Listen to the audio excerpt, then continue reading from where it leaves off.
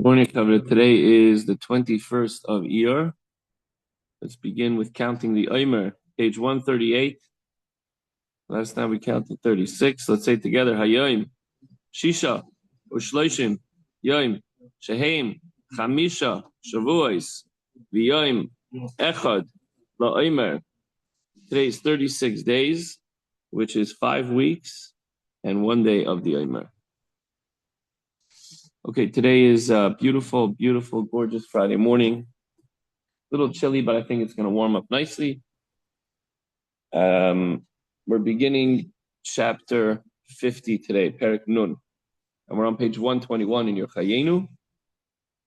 Previously, Tanya discussed various levels of love of Hashem, and the common denominator is that they are all a yearning to connect one's soul to God. Now, the higher level of love is the desire to be absolutely consumed by the intensity of that burning fire within, to the point of ecstasy and expiring of self. Meaning, you want to be rid of the physical world and connect to God spiritually. The result, ironically, is the reverse, a return to earth. How do we get to the deepest level of love of Hashem? To actualize God's oneness in this physical world. In today's lesson, through contemplating how the entire world is insignificant relative to Hashem, this arouses within us a fiery, intense love towards God, where he just wants to behold God's greatness. Okay, page 121.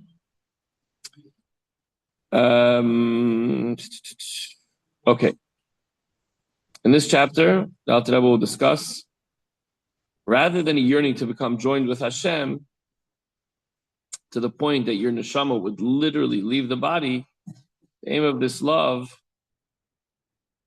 is that the soul tear itself away from the body and from whatever ties it to the body, and the soul would expire into godliness. But such a love of Hashem cannot prompt one directly to serve Torah and mitzvahs, for this is possible only when the soul is clothed within the body. So we'll come to a realization that however close we want to be to God, that closeness is dafka down here in this world through the study of Torah and performance of physical mitzvahs.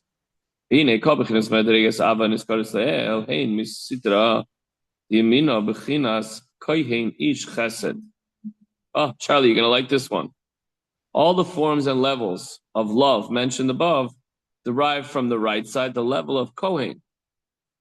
A Kohen is called a man of kindness. Is that true?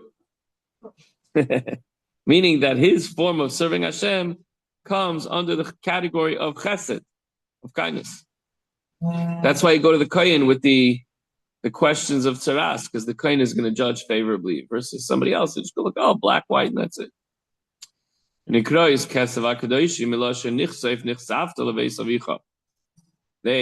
are called Kesef HaKadoshim, a longing for holy things, as in the words, you sorely longed for your father's home, where the Hebrew word for longed is etymologically related to the word Kesef, money. All these forms and levels of love of Hashem thus express the desire and longing of a Jew to become united with Hashem. The words for your father's home in the quoted verse refers to the level of Chachma, which is called Abba, literally father. This is also the connection with the term Kesef HaKadoshim.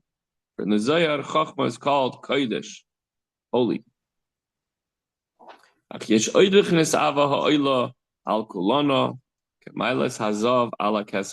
however, another level of love, which excels all these levels that we've discussed, as gold is superior to silver. It's not just a quantitative superiority, in that gold, in the analogy, is worth more than silver. A small amount, a small quantity of the gold fetching a higher price than the quantity of silver. Rather, the superiority of gold lies in the fact that the most refined type of gold possesses a captivating luster which glistens in the eyes of the beholder, as explained in the Zohar.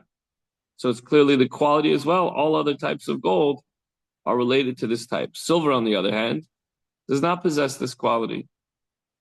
The same distinction between the form of love described in this chapter, which has the characteristic of thirst to Hashem, and the other forms of love which do not have this quality. The Ava Kirish Beyesh. This is a love like glowing coals of fire, a burning love, unlike the other levels which we've discussed, which are more like water.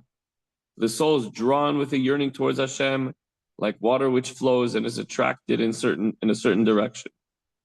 This love, on the other hand, has a totally different quality, that of a glowing coal of fire. It's interesting because a flame is constantly licking and going up. Water is always going down.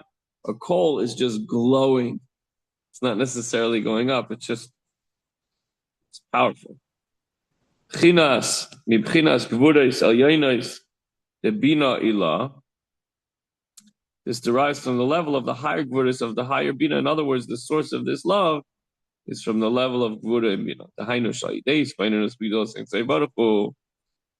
Arousal of this love comes through meditation on the greatness of Hashem. And before whom there is nothing, everything is absolute nothingness. Islahiv, hanefesh, dikat, feres, gdulasai, istakla, ikara de malko. Then the soul becomes inflamed and flares up toward the precious splendor of Hashem's greatness in order to gaze upon the glory of the King. This is the content of this love. It's a glowing, fiery coal. It's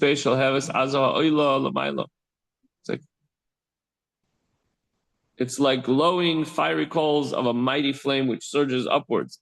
Not a love which is drawn down towards some object, but one that ascends with the burning fire of Lois HaNefesh.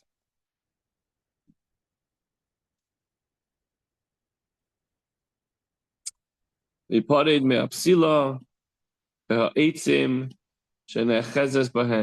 it comes to a flame, the flame seems to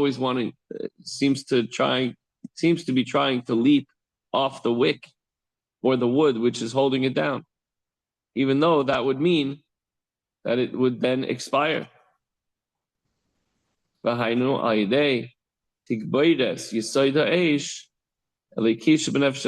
derives from the predominance of the element of the divine fire, that is the divine soul, unlike other forms of love which derive from the element of water in the divine soul. And from this, the soul comes to it. It's funny, so we say the soul is thirsty to become closer to Hashem, and that's compared to fire versus water, which if it's thirsty, it should be the water level, but that's kind of a funny play on the words here. So from this, the soul comes to a thirst, just as in the physical domain. One becomes thirsty when the element of fire predominates. So it is this spiritual domain too. The ascendancy of the divine soul's element of fire creates a thirst within the soul. So since there's so much fire, everything dries up when there's fire, right? Sucks the oxygen out of the air. So you become thirsty. And then it's written about the neshama that it says in Tehillim, Psalm 63, that my soul thirsts for you. Choila is like a sick person. Then it reaches the level of lovesick, where the soul is sick with the love of Hashem, just as an unquenched physical thirst brings on a state of sickness. You're dizzy, you're lightheaded because you have such a thirst for Hashem, and you're trying so hard to quench it. Because of what happens if you're so thirsty and you have nothing to drink? Ziggy, how long can you go without drink? That's it. So imagine the soul is so thirsty that it's from this fiery flame of desire to become close to Hashem, that it needs that thirst, it needs to quench that thirst. And if the thirst doesn't get quenched, it expires. The soul wants to leave the body. It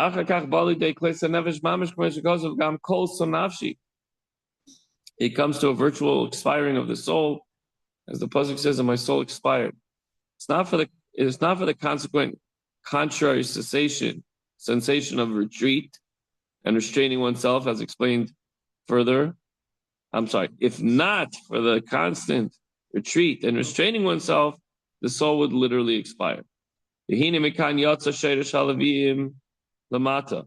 here, from the higher level, from the high gvuris of the higher bina, is derived the source of the service, the divine service of the Leviim, the Levites below in this world.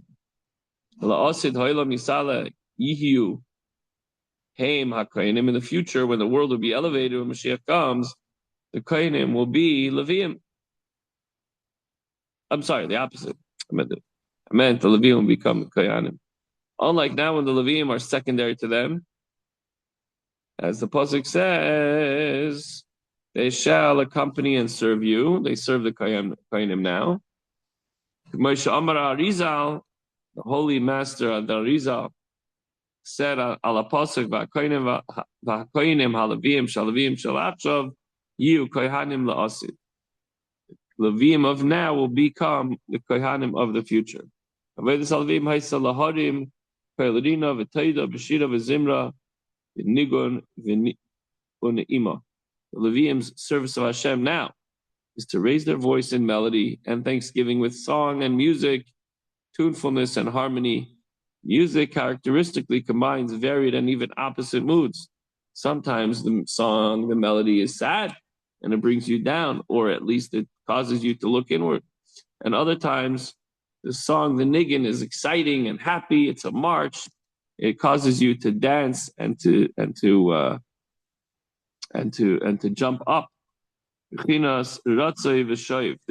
Their music progressed in a manner of advance and retreat, of going and coming, literally running and returning.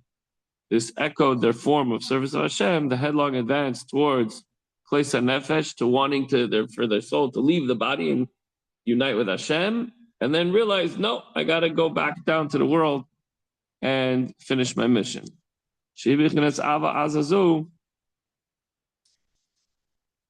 Kishalheves hayoytze mein habazak k'deisab gemara perik beis the chagiga. Such is the nature of this intense love, like a flame that flashes out of the bazak, as is mentioned in Gemara Chagiga. What is bazak? One translation of bazak is a crucible for refining gold. It's this little, it's like a tiny little oven that heats up the gold so hot in order for you to be able to reshape it. The gold literally becomes like a liquid, and then you can reshape it into something else.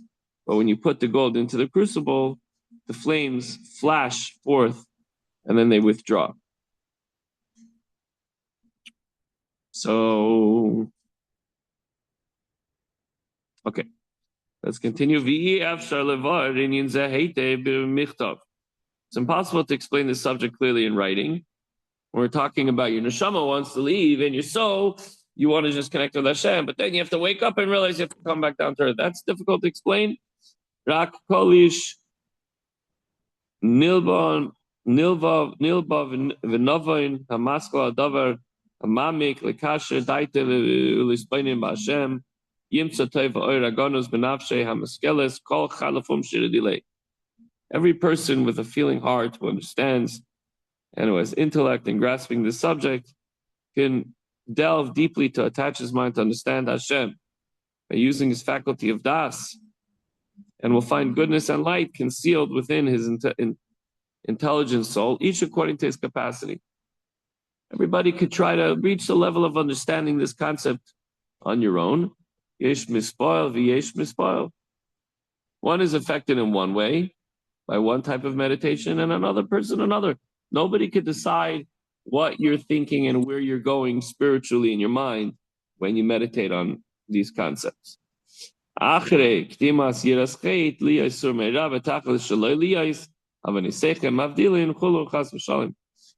prefacing this meditation by fear of sin, the fear of doing wrong by sinning, in order to become utterly removed from evil, withholding ourselves from any wrongdoing to avoid your transgression, interposing between you and Hashem, chas v'shalom, you don't want any separation between you and HaKadosh Baruch Hu. In other words, whatever form one's excitement with love of Hashem takes, one must first be totally removed from evil doing. You wanna love Hashem. You want your neshama to become closer to Hashem. You can't do that without first stopping all your bad habits. So the takeaway is like this: the ebb and flow of a soul-stirring melody, a niggin with yearning followed by satisfaction. You could develop just like a niggin. You could develop a fiery flame of love for Hashem. Sometimes the niggin brings you to a very high place, and then you start dancing. That's how we sing the Alter Rebbe's niggin. It's incredibly spiritually high, and then we start singing a march. Here you wish to leave your physical trappings and expire into the oneness of Hashem. And what do? This comes from contemplating and thinking about Hashem, how the world and you are inconsequential in comparison to Hashem. So you go up, you go down, you go back, you go forth, everything according to his level and his ability and understanding. Deep concepts, but I think this is tangible and possible for everybody to do. And meanwhile, everyone have a wonderful, unbelievable day and a good Shabbos Kodesh. See you Sunday.